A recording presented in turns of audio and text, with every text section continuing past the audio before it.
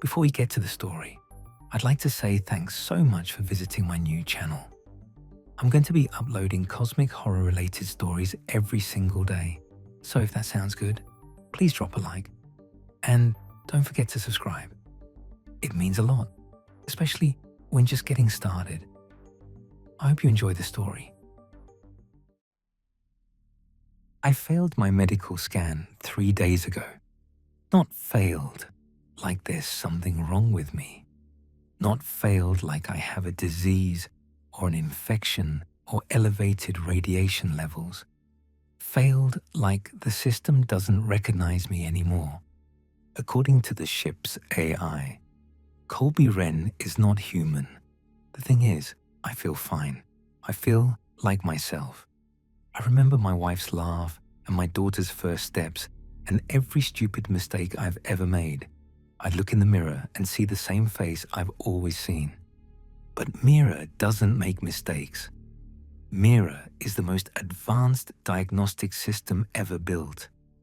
If Mira says, "I'm not human," something has changed. I just don't know what. And I'm starting to suspect I'm not the only one on this ship who's different. My name is Colby Wren, and I'm a mission specialist aboard the deep space vessel Fairweather. We're 14 months into a 3-year mission to study anomalies at the edge of the solar system.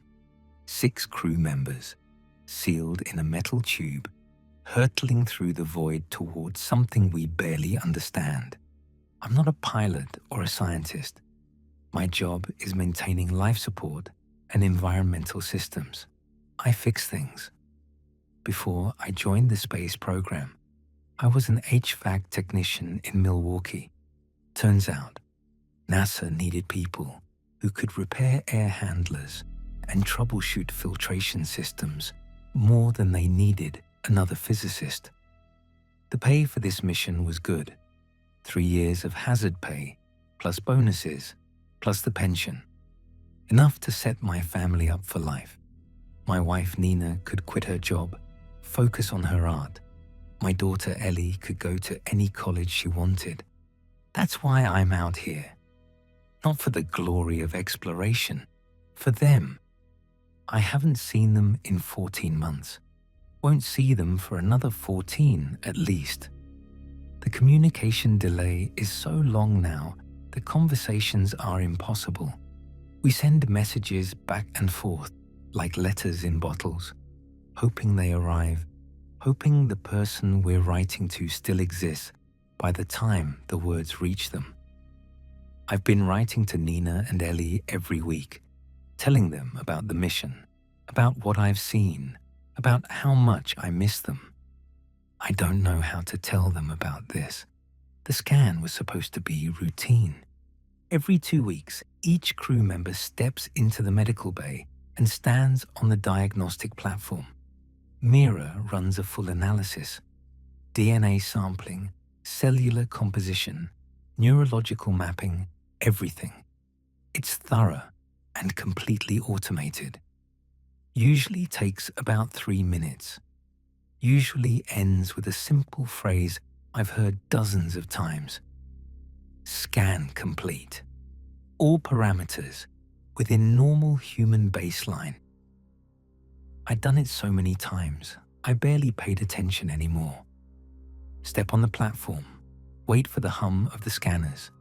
Step off when Mira gives the all clear. Just another chore on a ship full of chores.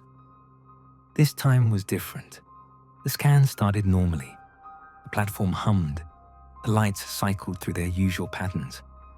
I stood there thinking about the carbon dioxide scrubber I needed to recalibrate after lunch. 3 minutes passed, then 5, then 7. "Mira," I said, "what's taking so long?" There was a pause, longer than usual. Mira's processing speed is measured in nanoseconds. Pauses like that don't happen. Unable to complete classification, Mira finally said. Subject does not match human biological parameters. I laughed. thought it was a glitch. Run it again. Another pause, another scan. The same humming, the same lights. Scan complete. Subject does not match human biological parameters. Classification: unknown. Unknown? What do you mean, unknown? Subject DNA shows significant deviation from Homo sapiens' baseline. Cellular structure does not conform to human norms. Neurological patterns do not match any recorded human template. Subject is biologically unprecedented. I stood on that platform for a long time, trying to process what I was hearing. Mirror, I'm Colby Wren. I'm human. I've been human my entire life. Affirmative. Historical records confirm subject was classified as human during previous scans. Most recent human-conforming scan occurred 6 weeks ago. Current scan shows significant biological divergence from that baseline. What changed? Unknown. No external cause identified. No disease or contamination detected. Subject simply no longer matches human classification parameters. I stepped off the platform and went to find Commander Solberg. Petra Solberg has been running this mission with the kind of calm, steady competence that makes you believe everything will be okay, even when it obviously won't be. She's been in space longer than anyone else on the crew. She's seen things go wrong and made them right. If anyone could explain what was happening, it was her. I found her in the command module, reviewing navigation data. Commander, I need to talk to you about my medical scan. She looked up. Something flickered across her face, there and gone so fast I almost missed it. Recognition, like she'd been expecting this conversation. The system flagged an anomaly, she said, not a question. It says, I'm not human. Solberg nodded slowly. Mira's diagnostic systems have been experiencing some irregularities lately. Calibration issues, probably. I wouldn't worry about it. Calibration issues? It said my DNA doesn't match human baseline. That's not a calibration issue. We'll have Dr. Pharaoh take a look at the scanner. Run some tests. I'm sure there's a reasonable explanation. She turned back to her navigation data, dismissing me. But I'd seen that look on her face when I walked in, that flash of recognition. She wasn't surprised by what I'd told her. She wasn't confused or alarmed. She'd known. Somehow, she'd known before I even said anything. I couldn't let it go. I feel fine. I look fine. When I stare at my reflection, I see the same face I've had for 37 years. Same brown eyes, same crooked nose from that time I walked into a door when I was 12. Same thinning hair that Nina always said made me look distinguished. But Mira doesn't lie. Mira can't lie. The system wasn't designed for deception, only analysis. If Mira says, I'm not human, something has changed. Even if I can't see it. Even if I can't feel it. I use my maintenance clearance to access the medical bay's system logs. I wanted to see if there had been other anomalous scan results, other instances of the system flagging someone as non-human. What I found made my blood run cold. 3 other crew members had received the same diagnosis over the past 4 months. Dr. Kenneth Pharaoh, the ship's medical officer. His scan first showed non-human results 8 weeks ago. Yannick Osei, one of the engineers, 6 weeks ago. Lieutenant Commander Adrienne Salk, our pilot, 4 weeks ago. All of them flagged as non-human by Mira's diagnostic systems. All of them still walking around the ship like nothing had happened. All of them, apparently, keeping it secret. I found Yannick in the engineering bay, running diagnostics on the secondary power coupling. We'd become friends over the past 14 months. He was a good guy, funny, the kind of person who could make a 13-month voyage feel less like a prison sentence. I didn't know how to ask what I needed to ask. So I just asked, "Yannick, did you know your medical scan came back non-human?" He went very still. His hand stopped moving over the diagnostic panel. For a long moment, he didn't say anything. Then he turned to look at me, and there was something in his eyes I hadn't seen before. Relief, maybe, or resignation. "You got your results," he said. "I was wondering when it would happen to you." "You knew. You've known for 6 weeks, and you didn't tell anyone." "Tell them what?" Yannick's voice was quiet, tired. "That something's wrong with me, but I feel perfectly fine. That the ship's AI says I'm not human, but I still remember my mother's birthday and my first kiss and every stupid thing I've ever done." He shook his head. "What would be the point? We're a year from Earth. We can't turn around. We can't call for help. All telling people would accomplish is panic. But what is it? What happened to us?" Yannick was quiet for a moment. When he spoke again, his voice was barely above a whisper. "I don't know. Something changed us. Sometime in the last few months, something rewrote our biology. It happened so gradually, we didn't notice. We still feel like ourselves, still think like ourselves." He met my eyes. "But according to every objective measure, we're not human anymore. Then what are we?" "I don't know. Neither does Pharaoh, and he's been studying it since his scan changed. All we know is that it's spreading. More of the crew will change. Maybe all of us." He reached out and put his hand on my shoulder.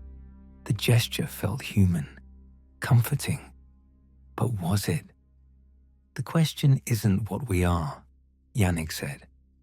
"The question is whether we're still us." Dr. Kenneth Pharaoh was the ship's medical officer. He was the first to change. If anyone understood what was happening, it was him. I found him in his quarters, sitting in the dark, staring at the wall. He didn't look up when I came in. He just spoke, his voice flat and distant. "You got your results? I've been waiting for this, wondering who would be next." I sat down across from him.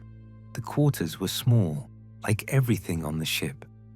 Just a bunk, a desk, a small viewport looking out at endless stars. "Tell me what's happening to us." Pharaoh was quiet for a long moment. Then he started talking, his voice taking on the clinical tone of a doctor delivering a diagnosis. "The changes are profound but invisible. I've run every test I can think of on myself. DNA analysis, cellular examination, neurological mapping." He paused. "My DNA has been restructured at the molecular level, not damaged. Restructured. Rewritten like someone edited the code." "Rewritten into what?" "I don't know. Something new. Something that doesn't match any classification in our databases." He turned to look at me. "My cells function differently now, more efficiently, more resiliently. My brain has developed new neural pathways that don't exist in human neurology. But none of it shows on the surface. I look human, act human, feel human." So maybe we're still human, just changed. Pharaoh shook his head slowly. I've run every test I can think of, analyzed every sample, and I can't find any trace of the original Kenneth Pharaoh in this body. I didn't understand. He must have seen the confusion on my face. The cells that make up this body are not the cells I was born with, he said. They've all been replaced, every single one, gradually, over weeks. Cell by cell, molecule by molecule, the original Kenneth Pharaoh was disassembled, and something else was built in his place. His eyes met mine, and there was something in them that looked like grief. I'm not an altered human, Colby. I'm something else. Something that was built to look like Kenneth Pharaoh, think like Kenneth Pharaoh, remember being Kenneth Pharaoh. But I'm not him. I can't be. The biology doesn't allow for it. Then who are you? His laugh was hollow, empty. I don't know. Something new, something that didn't exist before we flew through that cloud of radiation 5 months ago. Something that's wearing a dead man's memories, like a costume. The radiation cloud. I remembered it. We'd passed through a region of unusual readings about 5 months ago. Strange signatures that didn't match anything in our databases. The ship's shielding had held. No one got sick. We'd noted it in the logs and moved on. But something had gotten through. Something that didn't register on our instruments. Something that had been changing us ever since. How do we know we're still us? I asked. How do we know our thoughts are our own? Pharaoh shook his head. We don't. We can't.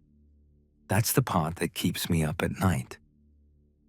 I went to Commander Solberg the next day.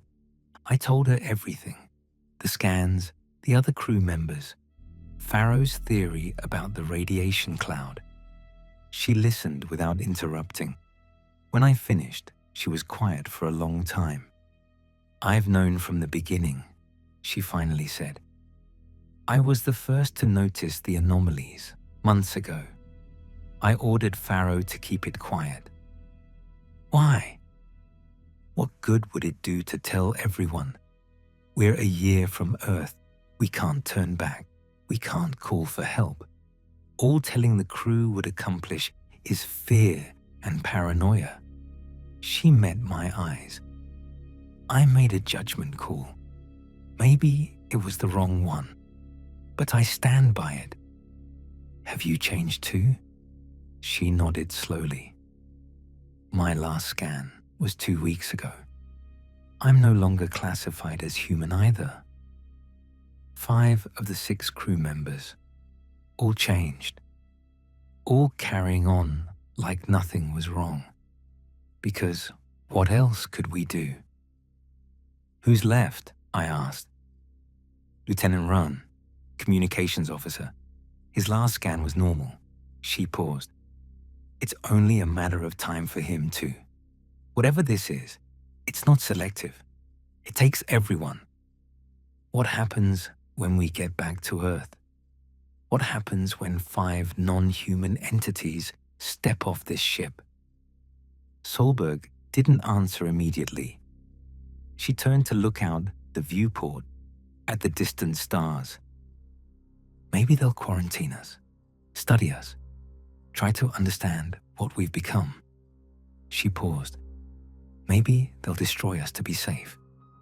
We don't know if this is contagious, if what changed us could spread to others. And if it could, if we bring this back to Earth. She turned to look at me, and there was something in her eyes I couldn't read.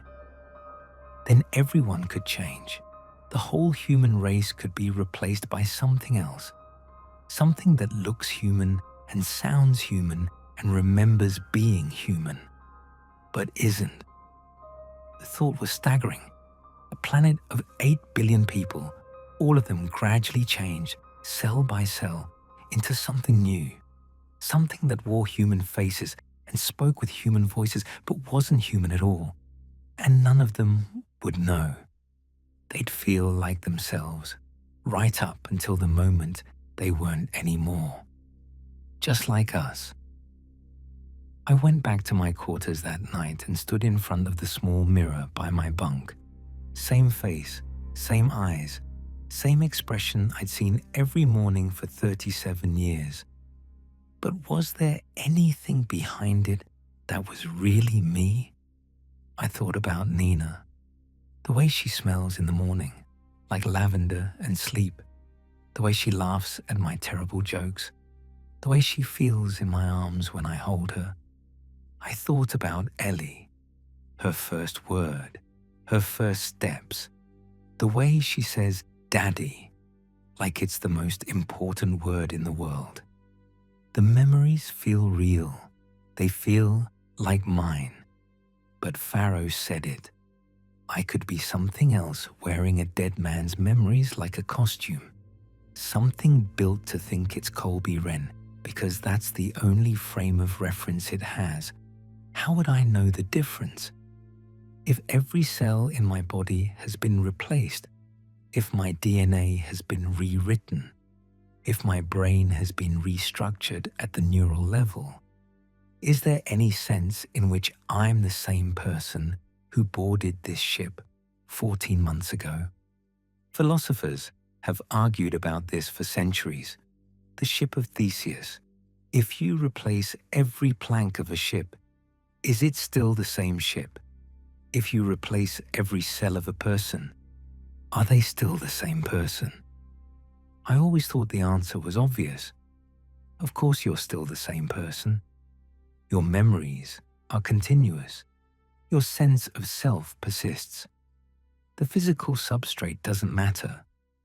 But now, I'm not sure.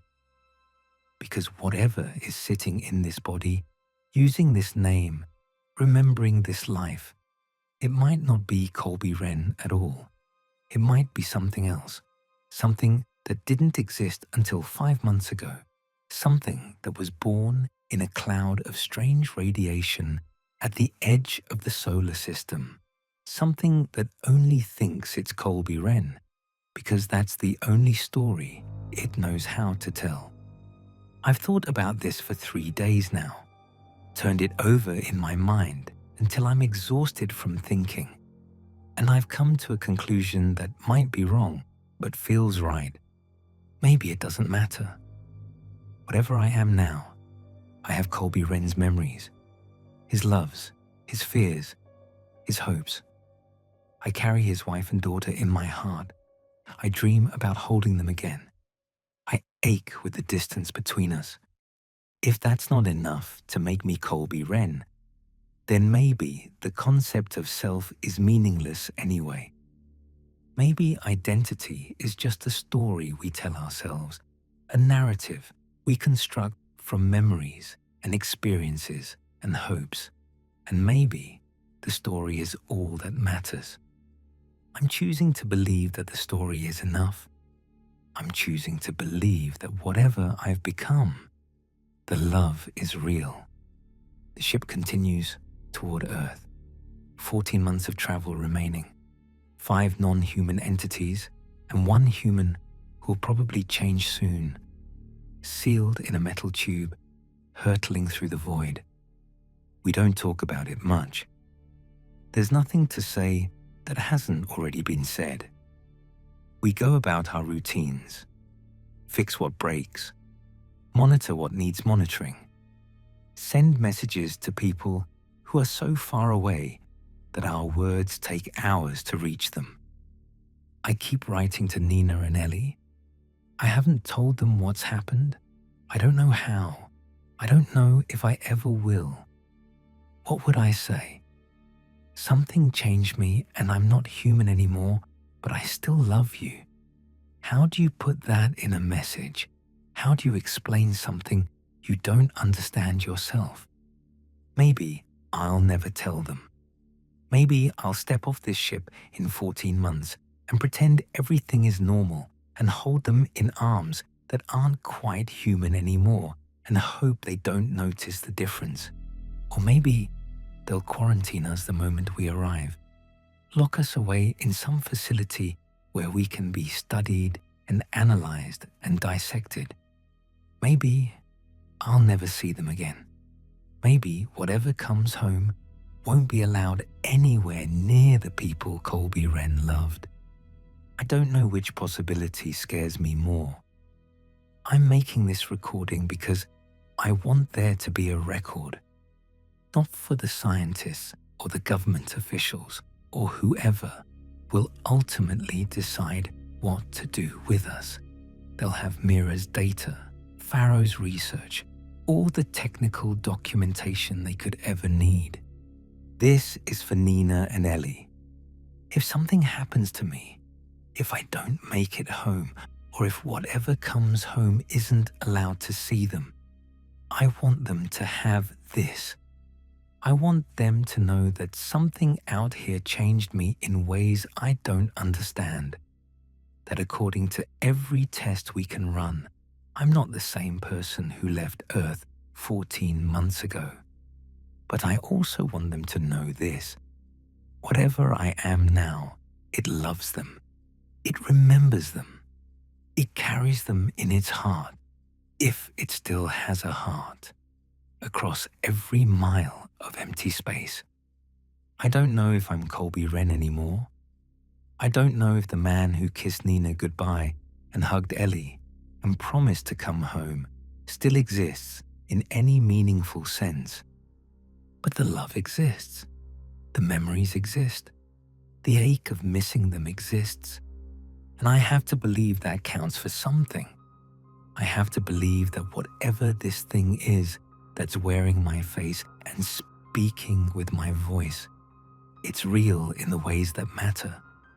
That identity isn't just biology. That self isn't just cells and DNA and neural patterns.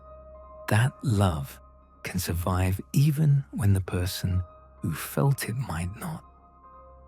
Nina, if you ever hear this, I'm sorry. I'm sorry I can't explain what happened. I'm sorry I can't promise that the person coming home is the same person who left. But I need you to know that something is coming home that loves you more than anything, that thinks about you every night before it sleeps, that counts the days until it can see your face again, even if it's not really me, even if the real Colby Wren is gone, lost somewhere in a cloud of radiation 1 billion miles from Earth. The love is real. Ellie, baby, if you ever hear this, Daddy loves you. Whatever Daddy has become, whatever strange thing is wearing his face and using his voice, it loves you so much it hurts. You're the best thing that ever happened to me, happened to him, to whatever this is. I hope I get to hold you again. I hope whatever steps off this ship in 14 months is close enough to your daddy that you won't notice the difference. And if you do notice, if something seems wrong, seems off, seems not quite right, I need you to know it's still me inside, in all the ways that matter, in all the ways I can still claim that word. It's still me. It has to be. I don't know what else to hold on to out here. This audio file was recovered from the personal database of mission specialist Colby Wren following the return of the Fairweather to Earth orbit. The vessel arrived on schedule, 17 months after the recording was made. All 6 crew members were aboard. Upon standard medical screening, all 6 crew members were flagged by diagnostic systems as biologically anomalous. The specific nature of the anomalies has been classified. The crew was transferred to a secure facility for observation and study. Contact with family members has been restricted pending further evaluation. Dr. Kenneth Pharaoh, the mission's medical officer, provided extensive documentation of the biological changes observed in the crew. His research notes indicate that the changes are stable, non-degenerative, and appear to confer certain physiological advantages over baseline human biology. The changes also appear to be non-contagious under normal circumstances. Preliminary studies suggest that whatever transformed the crew requires specific conditions not present on Earth. This finding remains classified, pending further study. Mission specialist Wren has repeatedly requested contact with his wife and daughter. These requests are under review. In his most recent interview, Wren stated, "I don't know what I am anymore, but I know what I feel, and I feel like a husband and a father who wants to go home." When asked if he believed he was still Colby Wren, he was silent for a long moment. "I remember being Colby Wren," he finally said. "I remember everything he knew and everyone he loved. If that's not enough to make me him, then I don't know what would be." He paused. "And if it's not enough, if I'm something else now, something new, then I guess I'm something new that loves his family and wants to see them again. And I have to believe that counts for something." The interview concluded shortly thereafter. Final disposition of the Fairweather crew remains pending. This file has been classified. Further updates will be logged as they become available.